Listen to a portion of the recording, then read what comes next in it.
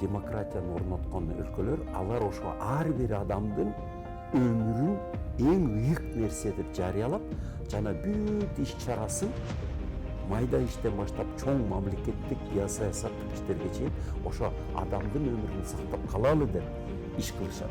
Экономиканы дагы ошого багындырышат, адамдын өмүрүн сакташ үчүн. Грузияда менин ишканам бар.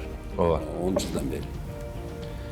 10 жылдан бери мен ал жерден ишкананы каттагандан баштап абдан жеңил түрдө, тез түрдө тейлөө кызматына көп болдум. Мамлекет өкүлдөрүнүн тейлөө кызматына өкүл болдум. Чет өлкөлүк жаран болуп тур, Грузия үчүн чет өлкөлүк. Ошондон бери мен чек-арадан киргенден баштап чыкканга чейин бир дагы полистин мага ашыкча мамиле кылганын, терс мамиле кылганын же орой мамиле кылганын кездешкен жокмун.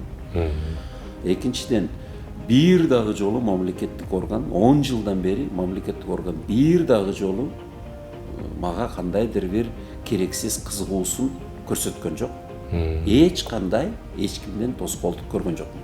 Бир эле жолу болду, биздин мен жок кезде ал жерде директорубуз өкүлүбүз иштеп жүргөн мезгилде миграциялык служба бир эле жолу кызыгып кирип келиптир.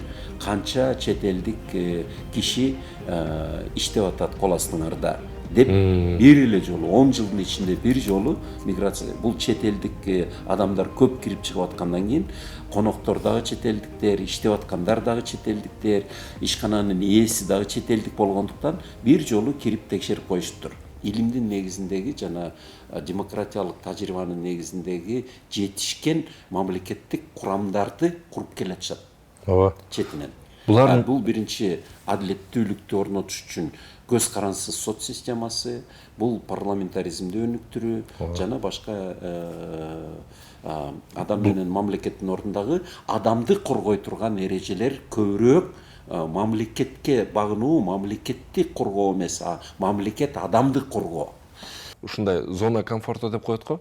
Бир нерсеге көнүп калгандан кийин баягы маселени чечкиси келбей, ошо менен эле жүрүп, ошо мына жырга алжашышы, ушуга эле ыраазымын деп эле кете бергендей сезилип кетет. Баягы убагында Линкольн деле кулдарды эркиндикке чыгарбады эле. Бирок анын бир бөлүгү кулу кайра ээсине барган. Мага сиз эле жакшы экенсиз, ушундай эле жашай берейинчи, рахмат деп.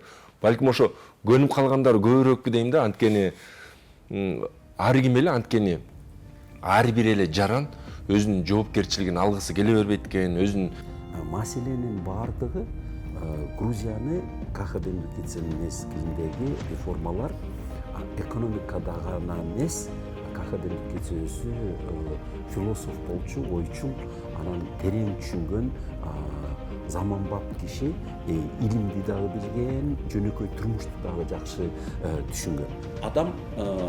Адам так нерсе эмес. Ошон үчүн так илимдерди жараткан, түшүнгөн, колдонгон адам, бирок адам өзү абдан татаал нерсе.